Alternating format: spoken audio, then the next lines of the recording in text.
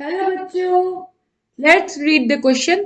The correct order of relative density of following alkanes is option A P S Q R, option B R S Q P, option C R Q S P and option D S R Q P.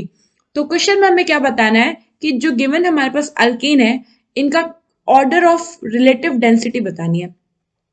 तो हम इसे ऐसे समझते हैं. पहले relative density क्या होती है?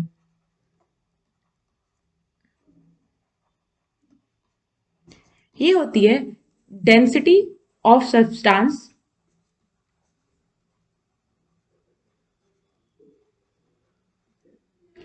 Upon density of a standard. तो हम यहाँ पे सपोज कर लेते हैं कि हम इसे कंपेयर कर रहे हैं विथ डेंसिटी ऑफ वाटर से.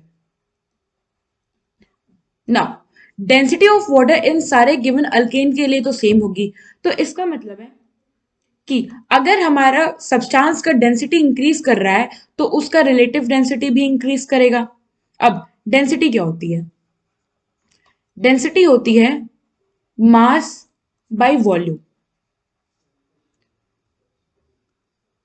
यहां से हमें ये पता चलता है कि अगर मास इंक्रीज करेगा तो डेंसिटी भी इंक्रीज करेगा, और डेंसिटी अगर इंक्रीज किया तो हमारा रिलेटिव डेंसिटी भी इंक्रीज करेगा.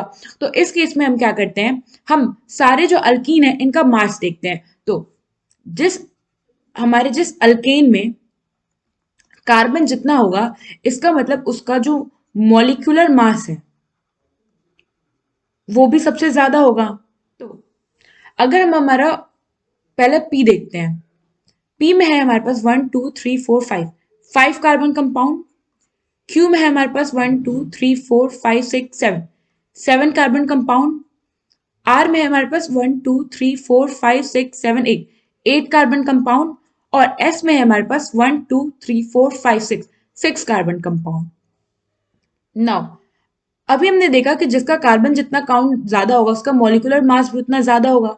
तो अगर हम इसको, और जिसका मॉलिक्यूलर मास ज्यादा होगा उसका हमारा डेंसिटी भी ज्यादा होगा. सो अगर हम इनको मास के ऑर्डर में अरेंज करें तो सबसे ज्यादा हमारा मास है आर का, उससे कम है क्यू का, उससे कम है एस का, और सबसे कम पी का. जो मास का ऑर्डर है वही हमारा डेंसिटी का भी ऑर्डर होगा.